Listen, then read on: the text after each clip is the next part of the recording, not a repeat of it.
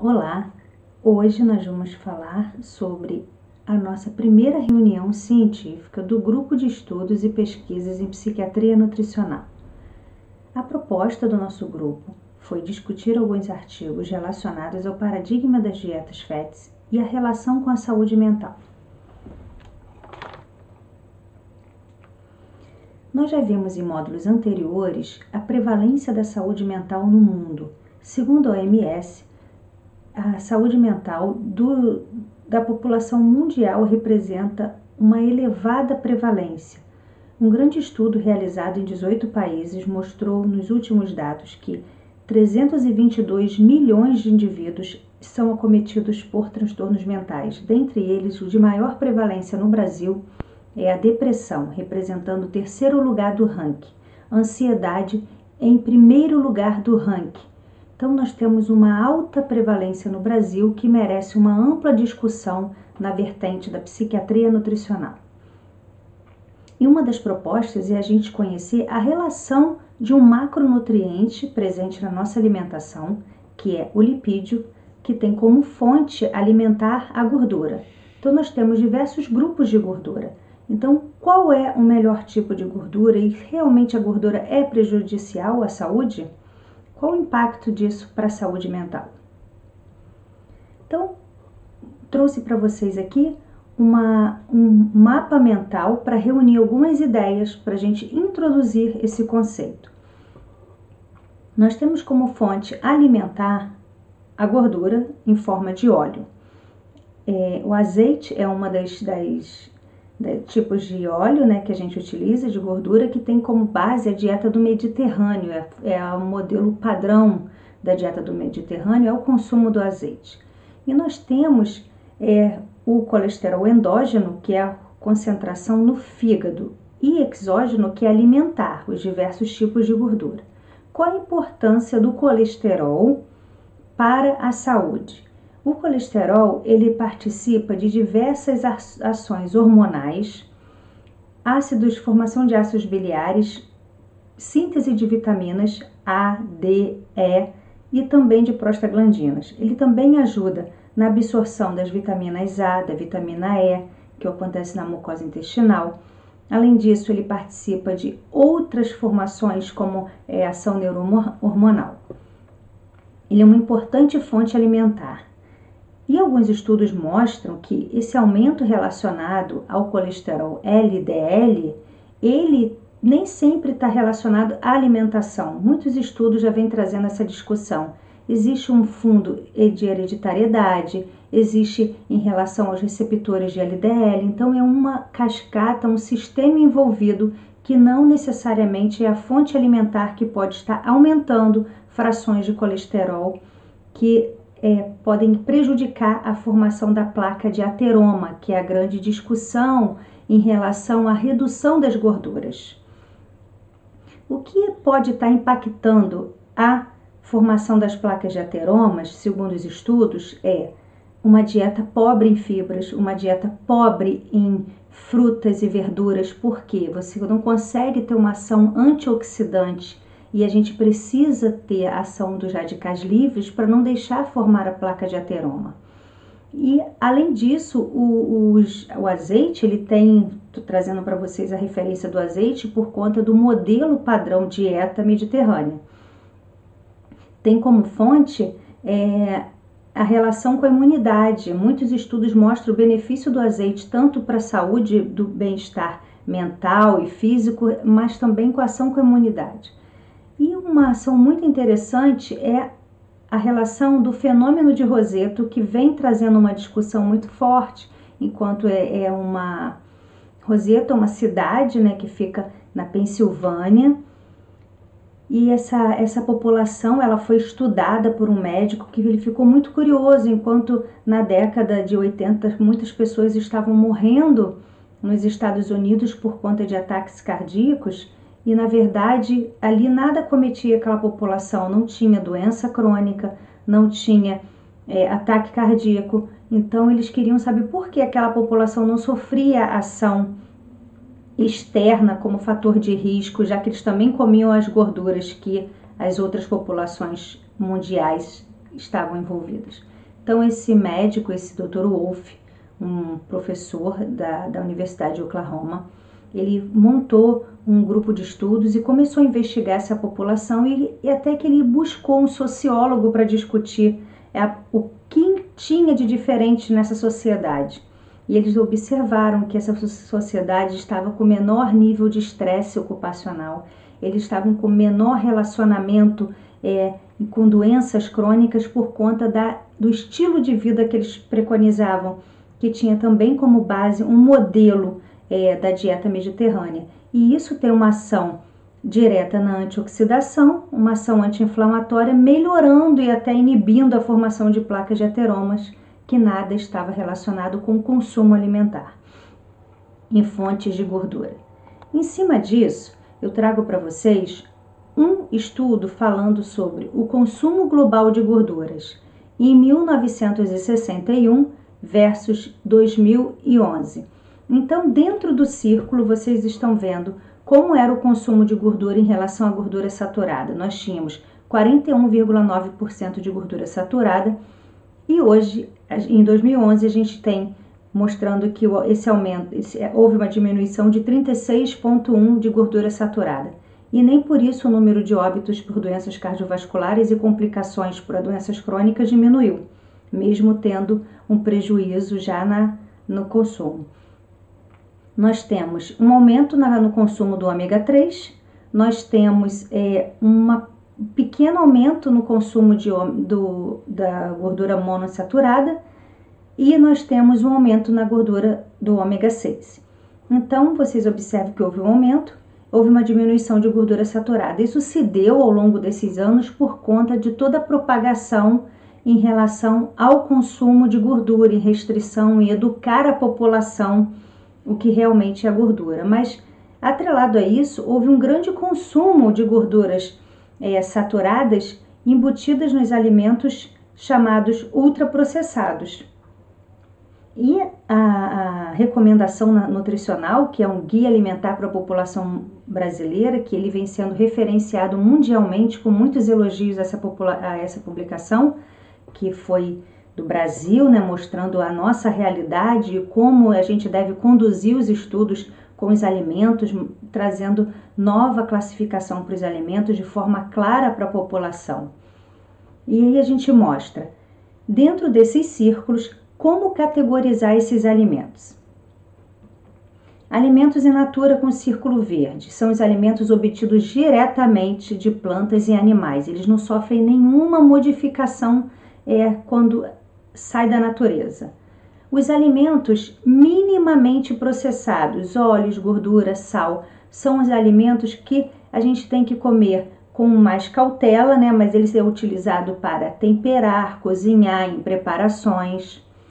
Os alimentos em amarelo, círculo, ele está como um círculo médio, corresponde à terceira categoria, eles são considerados alimentos processados, ou seja, são os alimentos que têm como ingrediente ou faz parte da refeição, um queijo, um pão. Esses alimentos a gente tem classificado como alimentos processados. E os alimentos ultraprocessados, em um círculo menor, de uma cor laranja, como um alerta, né? São os alimentos que a gente deve evitar. São os alimentos que contêm maior quantidade de açúcar, de sódio, de gordura e ingredientes exclusivamente industriais. Então, é o tipo de ingrediente que você não consegue nem pronunciar o nome, de tanta química, aditivos e corantes que ele é embutido para manter a conservação. Então, como dizia a nossa avó, come aquilo apenas que você consegue falar. Então, mantenha essa tradição, tenha sempre essa referência em mente. E aí a gente traz também aqui para essa discussão as diretrizes dietéticas americanas. O que falam as diretrizes americanas do Guideline 2015 a 2020 sobre alimentação? Essa diretriz ela sofre uma grande interferência, críticas e comentários acerca das suas publicações. Eles trazem como referência um estilo padrão dieta mediterrâneo vegetariano, traz como referência mudança nos rótulos, porque a gente precisa melhorar a informação para o leitor, O ambiente de refeição tem que ser mais amigável. Aí a gente faz uma analogia lá com o estudo do fenômeno do Roseto, em que a população ele era extremamente sociável, amigável, priorizavam as refeições à mesa e em família, um momento de celebração. Fortalecem a discussão em relação às fibras e eles trazem como uma versão preliminar que o colesterol não é mais motivo de preocupação. Vamos esquecer, abolir o colesterol para essa discussão. No entanto, logo depois sofre algumas críticas em relação a essa conduta e sai uma nova versão em relação a essa diretriz, trazendo que limita a recomendação do consumo de gorduras saturadas em 10% dia para uma refeição calculada de 2.000 quilocalorias. Nós temos algumas outras referências, né, que recomendam até 7% para 2.000 calorias. Outras recomendações da diretriz dietética americana. Recomendações básicas sobre gorduras alimentares. Elas são encontradas em alimentos tanto vegetais como animais. Elas fornecem calorias e ajudam na absorção de vitaminas lipossolúveis e até para metabolizar e ser como veículo de alguns fitoterápicos, dentre eles a cúrcuma. Algumas também são boas fontes de ácidos graxos essenciais, como o ácido linoleico e ácido alfa-linolênico. Todas as gorduras alimentares são compostas por uma mistura de ácido graxo poliinsaturado, monoinsaturado e saturado. Vocês vão ver na figura adiante. A maioria dos ácidos graxos da manteiga está saturada, ela muda de consistência, mas também contém ácidos graxos monoinsaturados e poliinsaturados. Os óleos são os principais ácidos graxos insaturados, embora tenham pequenas variações de ácidos graxos mono e poliinsaturados e saturados. Então, vamos aqui entender quais são alguns óleos que a gente utiliza dentro da nossa rotina, da nossa prática, e que, para vocês terem uma referência, o óleo de coco, na primeira linha da discussão, aqui a gente tem a quantidade toda de óleo de coco, olha, ela representa aí mais que 90% de ácidos graxos saturados, ela tem um percentual de menos de 10% de ácido monoinsaturado e uns 2% de poliinsaturado. O óleo de palma, ele tem aqui por volta de 85% de ácido saturado, tem por volta de 15%, 20% ácido monoinsaturado e uns 2% também de poliinsaturado. E assim são gorduras sólidas. Quando a gente vai para os óleos, a gente tem o azeite de oliva, quanto tem de gordura saturada. Então, a gente tem aqui no azeite de oliva, representando uns 15% de gordura saturada e uma grande quantidade de ácido de gordura monoinsaturada e por volta de 12, 13% de gordura poliinsaturada. Então, são algumas referências para que vocês entendam que no mesma quantidade, no mesma fração do óleo ou da gordura, você vai, seja ele sólido ou em forma de óleo, né? Não mudar a temperatura, ele não muda a consistência, ele tem maior quantidade. Uma referência que eu trago para vocês é que quanto maior gordura saturada, mais sólido ele vai ficar na mudança de temperatura. Então, um exemplo é o óleo de coco, óleo de palma e assim por diante. Uma outra referência nessa mesma citação, na database da referência publicada em 2015, mostrar para vocês como que o consumo em amarelo, ele aumentou, né, as recomendações, né, dentro da população, esse consumo ele vem aumentando. Então nós temos aqui, vou trazer para vocês de baixo para cima, o sódio, o que é referência em azul e o consumo como vem aumentando. A gordura saturada, o que é referência azul e como isso já aumentou. E a mesma coisa para o açúcar. Então, mesmo com todas as orientações, a população ainda tem uma referência muito forte para esses alimentos e a gente realmente precisa educar para essa recomendação. Qual é a grande chave para que as gorduras tenham sido alvo de discussão para redução? são as doenças cardíacas. As doenças cardíacas são o alvo, a gente precisa controlar as doenças cardíacas e uma das discussões vem a vertente da ação cardíaca, o entupimento dos vasos, a formação da placa de ateroma. Então, por isso, ela entra como um fator de risco modificável para doenças cardíacas, que vem a discussão da dislipidemias. Dentro desse contexto, a Sociedade Brasileira de Cardiologia, ele traz algumas referências dietéticas para reduzir o colesterol. Então, ele coloca assim, para a gente preferir leites e iogurtes desnatados e clara de ovos, consumir com moderação leite semidesnatado, queijo branco, derivados magros e, ocasionalmente, queijos amarelos, cremosos, gema de ovo, leite e iogurte. E ele traz ainda nozes e semente para que sejam consumidas com moderação, todas elas, e o coco ocasionalmente. Hoje a gente entende que o fator alimentar ele não está diretamente ligado para esse aumento do colesterol. O que a gente precisa entender é as vias de sinalização, o processo inflamatório para inibir a formação do radical livre, que esse sim vai ter ação direta na formação da placa de ateroma. Esse é o nosso contexto. A gente pode ofertar para os pacientes esses alimentos desde que você consiga melhorar o padrão, o estilo de vida, a atividade física para esse público. E aí você consegue otimizar e não restringir a alimentação.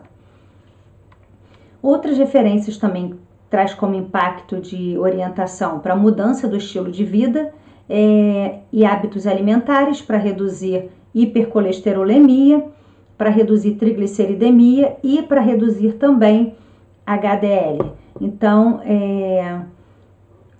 para aumentar, HDL. Então, a gente tem aqui as recomendações, o nível de evidência que eles trazem, né, para reduzir sempre os ácidos graxos saturados, os ácidos graxos trans, e substituir por ácidos graxos mono e polissaturados, e sempre nessa linha de discussão.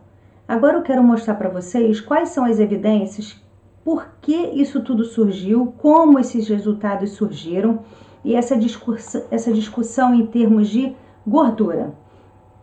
Então, na década de 1950, aconteceu um grande estudo em Minnesota, que foi um estudo clínico randomizado, realizado por 4 anos e meio. Minnesota é uma cidade referência para investigação em doenças cardíacas, principalmente para insuficiência cardíaca. E esse estudo ele foi aberto ao final do período, realizado em 6 hospitais psiquiátricos estaduais de Minnesota e um lar de idosos. Como ele foi conduzido? Ele envolveu 4.393 homens institucionalizados e 4.664 mulheres institucionalizadas. Esse estudo comparou os efeitos de uma dieta de controle com 39% de gordura, sendo que 18% era gordura saturada, 5% era gordura poliinsaturada, 16% monoinsaturada, chegando a 446 mg dia de colesterol. E uma dieta tratamento, que é a dieta intervenção, com 38% também de gordura, sendo que 9% de gordura saturada, 15% de gordura poliinsaturada e 14% de monoinsaturada. E o miligrama total do colesterol dia, 166. Isso foi avaliado sobre os níveis séricos de colesterol e a incidência de infarto, mortes súbitas e mortalidade por todas as causas. A duração média de tempo de estudo, de tempo nas dietas, foi de 384 dias, com 1.568 indivíduos consumindo a dieta por mais de 2 anos. O nível médio do colesterol sérico no período da pré-admissão desses pacientes foi de 207 mg por decilitro, diminuindo para 175 mg por decilitro no grupo tratamento e 203 mg no grupo controle. Ou seja, todos os dois grupos tiveram, a redução desse colesterol ofertado aí com diferentes fontes de gordura. Para a população do estudo, não foram observadas diferenças entre o grupo tratamento e controle para os eventos cardiovasculares, mortes cardiovasculares e mortalidade total.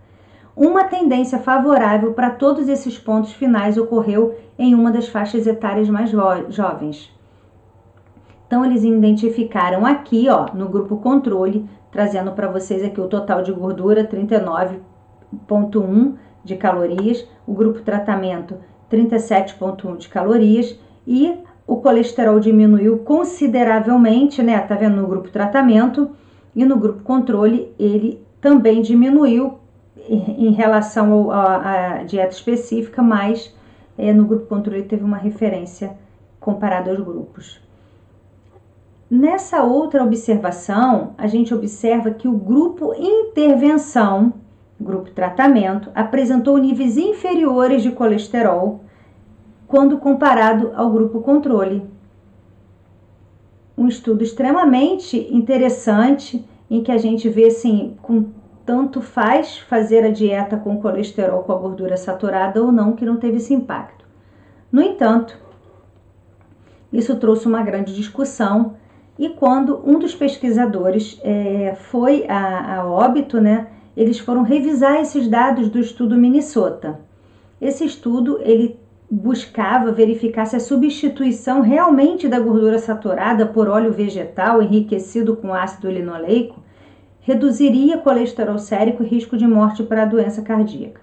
Então, foi um estudo randomizado, foi um modelo de estudo realizado com 9.570 pacientes em 1981, baseado nos pesquisadores mentores lá do grupo Minnesota. Eles analisaram todos os dados do estudo Minnesota na universidade, selecionaram a população, fizeram autópsia de parte desse grupo, desses pacientes. E eles fizeram algumas perguntas para chegar nesse estudo. Eles queriam saber se realmente a dieta Minnesota teve intervenção na redução do colesterol. Eles queriam saber se a dieta do Minnesota, nesse grupo do estudo Minnesota, reduziu o risco de doença, se os níveis séricos de colesterol estavam associados ao risco da doença e a progressão da doença coronariana nesses grupos, e depois da autópsia, se realmente foi confirmado o infarto do miocárdio. Então, o que eles encontraram de resultado? Eles mostram que o grupo intervenção teve uma redução significativa do colesterol sérico em relação ao grupo controle, observa ali menos 13,8%, comparado lá a 13%, nessa linha de base com significância estatística. Eles também, respondendo a outra pergunta, a dieta intervenção diminui o risco de mortalidade?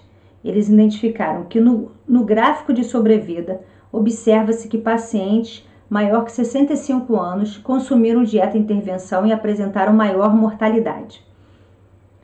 Não houve evidência do benefício de intervenção para a aterosclerose coronariana ou infarto do miocárdio. A revisão sistemática identificou 5 ensaios clínicos randomizados para inclusão em meta-análises. Essas intervenções para baixar o colesterol não mostraram evidência de benefício na mortalidade para a doença coronariana e todas as causas de mortalidade. O contexto histórico mostra um grande achado.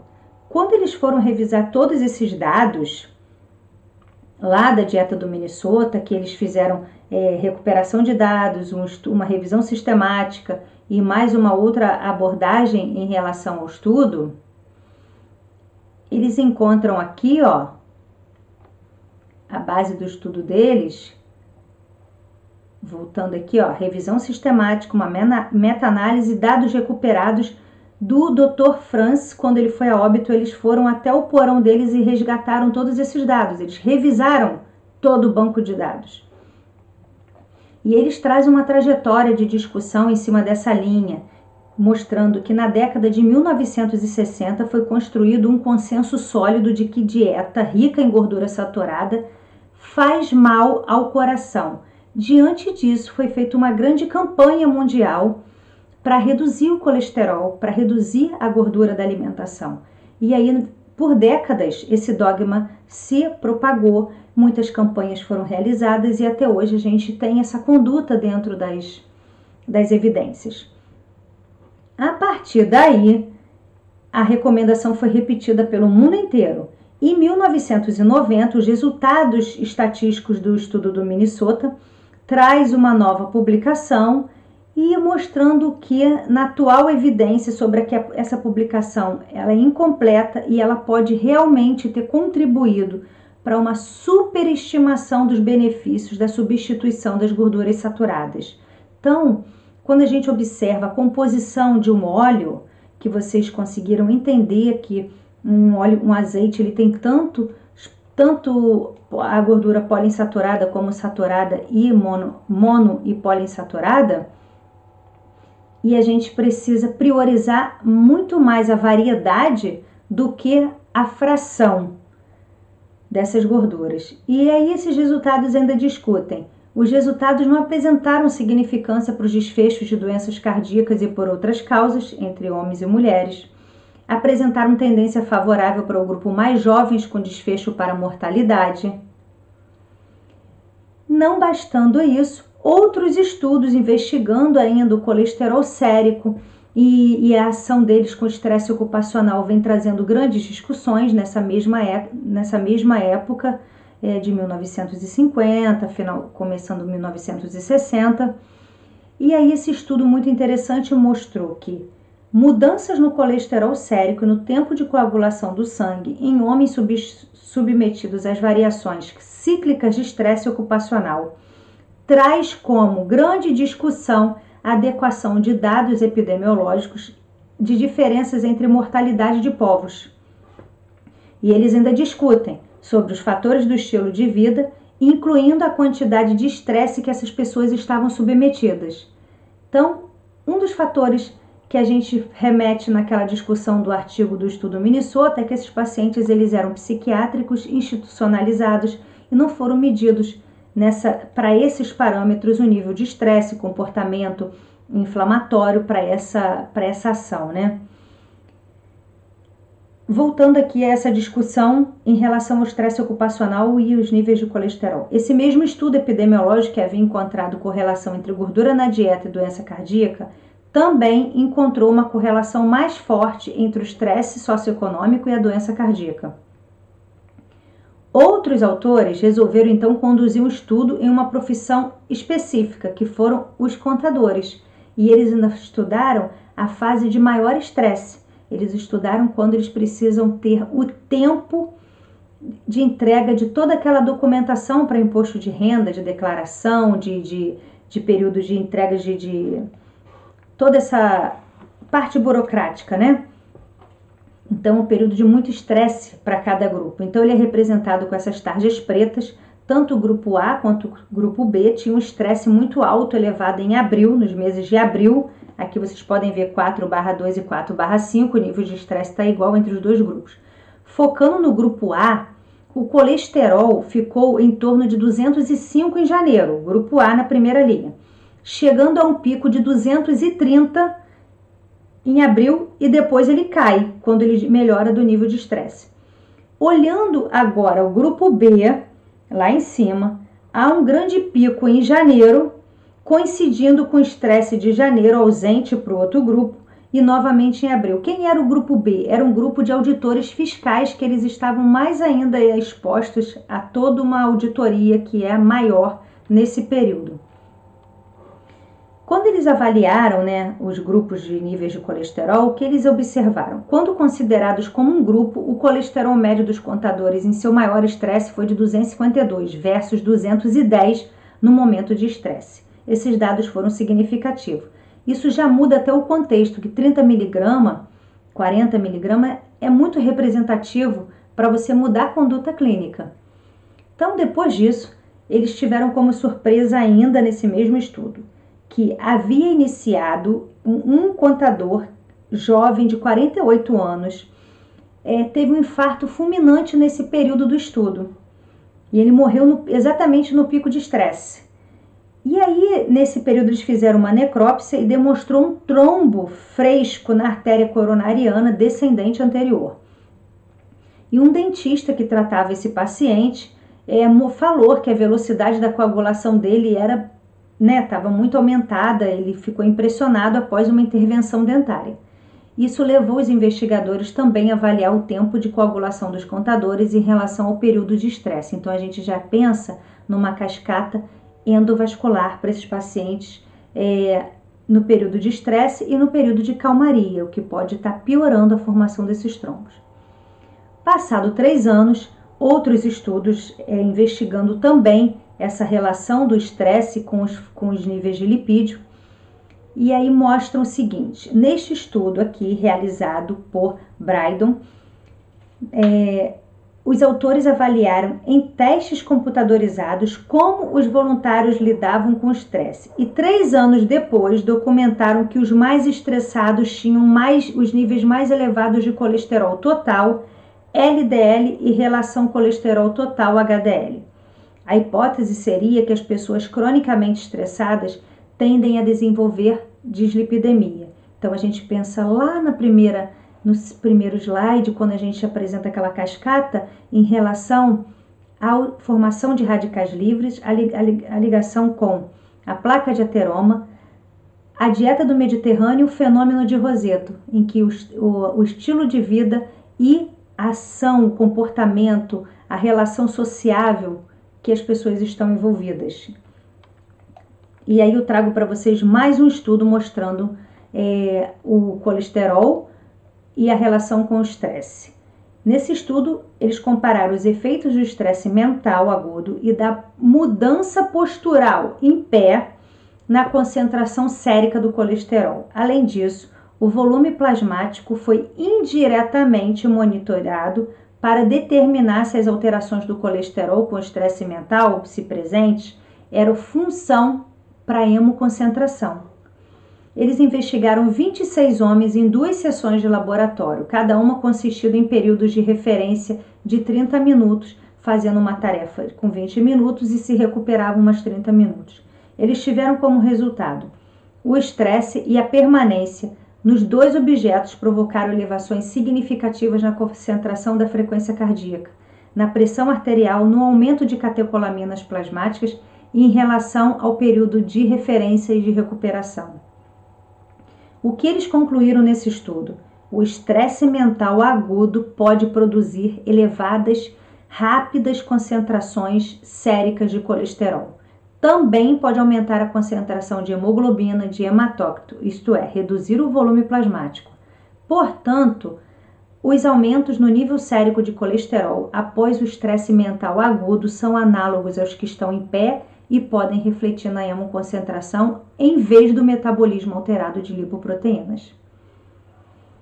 Esse aqui também é um estudo que fala pra gente quando eles avaliaram a população da América em relação a fatores de estresse econômico e a outros fatores também relacionados ao baixo estresse econômico. Então aqui nós temos fatores influenciados a sono, a alimentação, a bebidas, a fumo, ao uso de internet, a exposição de televisão. Então a gente observa aqui que o estresse relacionado a fatores econômicos está bem alto, representado pela linha, pela barra coral, e o uso da internet, a exposição estava um impacto bem elevado. Quando a gente fala de população, de grupos, milenar, grupo X, bumerangue e outros grupos, a gente observa como que a geração milenar tem um impacto maior nos níveis desse estresse, reportam mais estresse. E aí surge grandes evidências, grande discussão em cima da gordura, em cima do colesterol, e vários editores, eles começam a criticar fortemente o posicionamento da diretriz americana de dieta, falando sobre que o guideline americano é uma zona livre de evidências. Eles ficam muito aborrecidos e reforçam a busca para que seja feita uma nova versão para essas recomendações. Diante de todo esse debate de gorduras saturadas, ácidos graxos e modelos de dieta. Então, todos esses são editoriais de pesquisadores importantes na área, mostrando que há novas janelas de observação e não somente o nível de colesterol e a restrição da gordura. E eles apresentam a discussão nesse sentido. Eles questionam as evidências científicas das diretrizes atuais, A ausência de ensaios clínicos de qualidade baseado em estudos observacionais são mal controlados com uma única medida de consumo alimentar. Eles colocam em consequência em promover a redução de gorduras saturadas, que isso pode ter aumentado muito o consumo de carboidratos, que hoje tem um impacto em relação à obesidade e diabetes. E hoje, o que nós sabemos ainda sobre as gorduras? E aí, novas metas, diretrizes vêm sendo discutidas no Brasil em prol dessa recomendação. Então, hoje a gente sabe que o modelo do estilo de vida é controlar a hipercolesterolemia nesses pacientes é um ponto muito forte e vários estudos trazem isso. A recomendação dietética e medicamentosa da Sociedade Brasileira de Cardiologia é o uso das estatinas. E a gente já tem como discussão a importância metabólica que o uso da estatina tem influência negativa sobre a cascata energética em relação à produção de ATP. Então eu trago para vocês a coenzima Q10, que é um importante nutriente que a gente gosta de trabalhar para pacientes com doenças cardíacas, para melhorar a cascata dela energética, via metabólica de energia, principalmente para quem faz uso de estatina. Neste estudo foram investigados os efeitos da coenzima Q10 em pacientes sintomáticos com capacidade funcional diminuída e resultado a longo prazo de morbidade e mortalidade. Eles deram para os pacientes 100 mg de coenzima Q10 3 vezes por semana, 3 vezes ao dia por 2 anos. Esses pacientes eles tiveram menor mortalidade e menor ocorrência de internação. Então a gente começa a entender como é importante manter a via energética desses pacientes, mesmo que eles estejam com a hipercolesterolemia, ofertar fontes de produção de energia metabólica. Novos estudos também são discutidos em relação ao padrão alimentar e estrutura do cérebro. Qual o efeito disso? Esse estudo mostra que a adesão da dieta mediterrânea pode ajudar o cérebro a rejuvenescer 5 anos. Os pesquisadores estudaram a anatomia cerebral de 674 pessoas na faixa etária de 80 anos e eles perceberam que os idosos que seguiam a dieta mediterrânea tinham maior volume cerebral de massa branca e massa cinzenta. A massa cinzenta ela é responsável por executar quase todos os nossos pensamentos conscientes, coordenar nossos movimentos, e a massa branca ela é revestida da bainha de mielina que envolve os axônios, atuando também como isolante elétrico e permitindo que mensagens passem com maior rapidez de um ponto para o outro do cérebro. Sendo assim, uma quantidade maior de massa branca e cinzenta pode significar um cérebro mais jovem e você vai ter uma maior atividade neuronal consequentemente. Então, uma das discussões para esse trabalho é a dieta mediterrânea, que a gente também reforça lá naquela discussão daquele mapa mental. Um outro estudo traz como discussão a relação metabolômica dos lipídios em pacientes deprimidos. Então, foi um estudo de meta-análise, que é o maior nível de evidência científica. Nesse estudo, eles analisaram dados de mais de 15 mil indivíduos de 9 estudos clínicos e de base populacional holandesa. Eles mostraram como resultados que a depressão está associada a uma assinatura metabólica para o menor nível de lipoproteína de baixa densidade, que é o HDL, e maior nível de partículas lipoproteicas de muita baixa densidade, que é o VLDL, e triglicerídeos. Mais especificamente, eles mostram que 21 lipídios plasmáticos, ácidos graxos e metabólitos de baixo peso molecular foram significativamente relacionados com a depressão. Eles trazem os mais altos níveis de apolipoproteína B, colesterol VLDL, triglicerídeo, diglicerídeo, o comprimento da cadeia dos ácidos graxos, acetilglicoproteína, níveis mais baixos de HDL e colesterol, acetato e apolipoproteína 1. Além disso, eles encontraram também a tirosina, relacionada também nessa discussão com a associação com a depressão. Esse estudo, ele mostra que as alterações metabólicas na depressão poderiam explicar parte do aumento do risco da doença cardiometabólica em indivíduos com depressão. Então, é uma discussão em que a gente mostra a ligação, mais uma vez, no eixo cérebro-coração. Um outro estudo trazendo para a gente sobre descobertas importantes que ajudam a elucidar ainda mais a relação do colesterol, da gravidade do humor deprimido e da disfunção do receptor de serotonina. Este estudo longitudinal, com 1.040 mulheres e 752 homens com 65 anos ou mais, foram acompanhados por um período de 7 anos. Uma escala de classificação padronizada foi usada para avaliar o nível de humor deprimido na linha de base. E aos 2, aos 4 e aos 7 anos foram o período que eles foram avaliados. Níveis séricos de lipídios, apolipoproteínas e genes relacionados ao transportador de serotonina foram avaliados logo no início do estudo.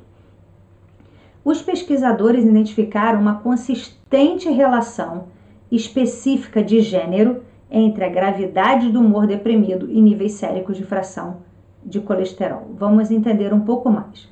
Mulheres com baixos níveis de colesterol, HDL, estavam em maior risco de doença arterial coronariana, que também tinha maior probabilidade de apresentar os sintomas graves de humor deprimido. Por outro lado, os homens mais deprimidos apresentavam níveis mais baixos de LDL e, portanto, eles tinham menor risco de doença arterial coronariana. Essas diferenças clínicas na vulnerabilidade ao humor deprimido foram consistentes com a descoberta de uma relação significativa entre o colesterol LDL baixo e a disfunção do gene transportador de serotonina em homens, mas não em mulheres. Os autores concluíram ainda que o humor depressivo de início tardio pode ter uma etiologia complexa, tratando-se de gênero, envolvendo a vulnerabilidade genética em uma população de homens com maior risco. Esse outro estudo trazendo a hipercolesterolemia como fator independente nas desordens depressivas e de suicídio numa população do México. Então, esse estudo aqui traz para a gente a relação, né, de pacientes com saúde e com doenças de desordens depressivas e de suicídio, apresentando menores níveis de colesterol sérico, apresentando maiores níveis de triglicerídeo e a hipocolesterolemia associada. Além disso, quando eles separaram por gênero, esses estudos mostram que os homens eles apresentam menores níveis de colesterol, ali, ó, de triglicerídeos, né, e hipocolesterolemia. Então, é um estudo que tem muita discussão e que traz para a gente um olhar em relação à característica também do gênero. Em relação ao estado nutricional, quais são as fontes que podem estar associadas com essa alimentação para esse padrão em pacientes deprimidos, também foi investigado no estudo realizado, né, por Ottman. Esse estudo foi um estudo retrospectivo realizado com 50 pacientes deprimidos, recrutados em um ambulatório de psiquiatria. E além disso, eles utilizaram também 50 pacientes controle, pacientes que não eram do ambulatório. Foram utilizados os questionários de Hamilton para depressão, e também um questionário PHQ-9, que é um questionário de estado de saúde. Os resultados sugerem uma circunferência abdominal patológica em 84% dos casos, contra 78% dos controles. Ou seja, pacientes deprimidos apresentam maior circunferência abdominal.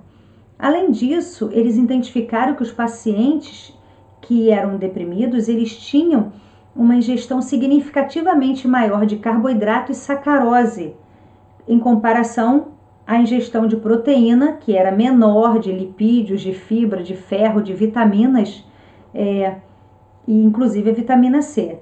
Isso mostra que pacientes deprimidos têm um déficit significativo de micro e de macronutrientes no seu estado nutricional, que pode prejudicar ainda mais as vias de sinalização, de precursores para a formação dos ácidos dentro da cascata metabólica, de neurotransmissores, formação de radicais livres, porque a gente tem uma dieta pobre em frutas e verduras, a gente precisa ter esse suporte energético e nutricional.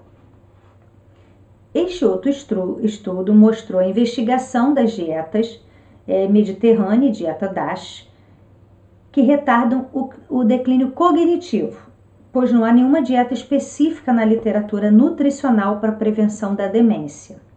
Os pesquisadores criaram um score para classificar a dieta chamada MAID, para identificar especificamente os componentes neuroprotetores e relacionaram com a alteração da cognição em um período médio de 4,7 anos, entre 960 participantes do projeto que foi intitulado como Memória e Envelhecimento. Os resultados mostraram que o score do MAID foi positivamente associado ao menor declínio no score cognitivo global e a cada um de 5 domínios investigados. Os pesquisadores sugerem que a dieta MAID diminui substancialmente o declínio cognitivo com a idade. Então, é extremamente interessante também para essa discussão. Um outro estudo realizado em 2014 examinou o efeito da depressão crônica de colesterol induzida pela droga redutora na função dos receptores humanos de serotonina. Esse estudo também relatou que a redução significativa no nível da ligação da serotonina e acoplamento da proteína G aos receptores de serotonina 1A, resultantes da depressão crônica de colesterol após o tratamento com mevastatina, que é uma das estatinas mais lipofílicas. Esses achados mostram que o colesterol baixo da membrana de células nervosas resulta diretamente em uma diminuição no número de receptores de serotonina, resultando ainda em uma redução geral da transmissão serotoninérgica no cérebro. Significativamente, os pesquisadores também mostram o efeito da depressão crônica de colesterol na ligação do receptor da serotonina com o resultante da estatina, que isso é completamente reversível assim que o medicamento é interrompido. Outras considerações gerais são feitas para essa discussão. Recentes publicações sobre a ingestão de ácidos graxos, saturados e risco de doença permanecem com discussões ambíguas. Destacam-se muitos desafios no estudo de coorte envolvendo dieta por causa das mudanças de padrão de comportamento alimentar e outros fatores de risco multifatorial. Além disso, estudos realizados por longos anos e uma única medida de ingestão alimentar torna muito frágil o estudo. Deve-se incluir estudos sobre mecanismos, desfechos secundários, resultados clínicos, sempre comparando em populações multinacionais, porque a gente não ficaria somente com a discussão, por exemplo, de Roseta, uma cidade pequena sem grande exposição de fatores sociais que eles estariam envolvidos. Seria uma discussão muito interessante se fizesse somente naquela população. Daí, entender diferentes populações para essa investigação e ampliar a discussão.